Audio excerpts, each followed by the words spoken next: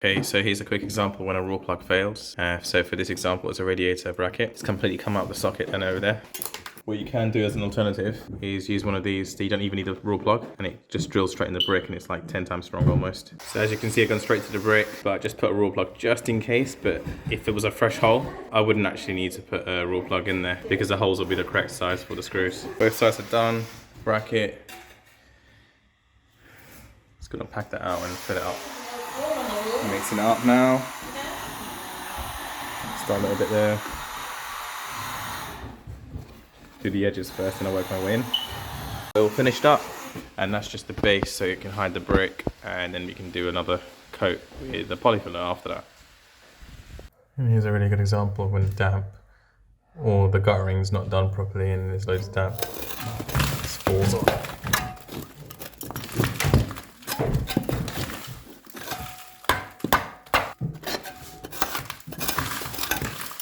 Okay, so I just blew out that plaster. It's all like falling off, probably from a previous damp issue.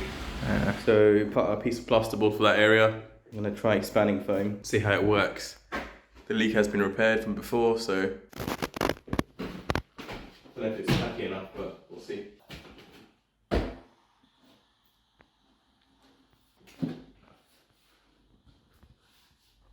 So those two areas are boarded up now. So to patch up an area that needs plasterboard on it, take off all the previous nails first and make sure it's flush for the board to go on. So if there's any little bits of plasterboard here as well, take them off. So 32 all the way through, 32, 32, 32 by 66, 32 by... So it's 32 by 66. To try and create less wastage, let's do 32 on this side, I think. So you hold a pin on the other side and you scrape it so you can see it.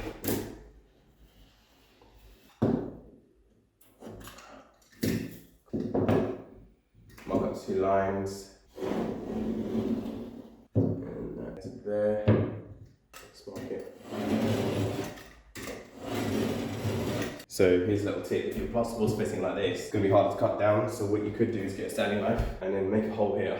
Start with the jigsaw, pop it in the hole.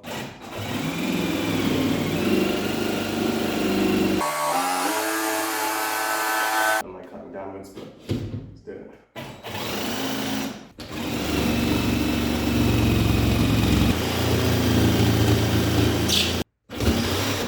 Already split because of the standing knife, so you can just do it this way instead.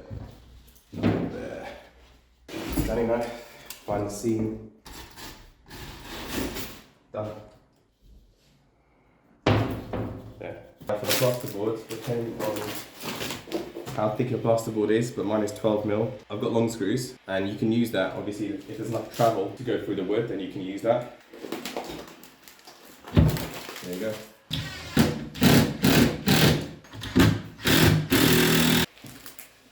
Okay, so that's done. So I'm going to quickly border up that chimney breast hole, but I need to make it usable. So what I intend to do is board it all up here and here, and the back and the bottom. But because there's a lot of gap behind there, as opposed to here, that has to be somewhat filled out. So I might use expansion foam.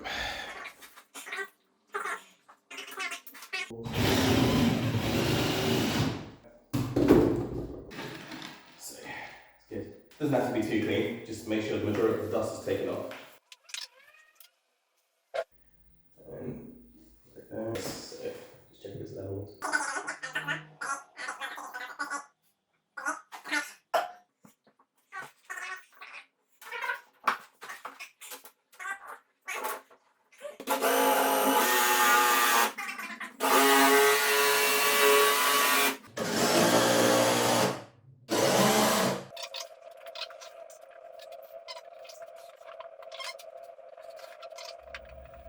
Makes sense.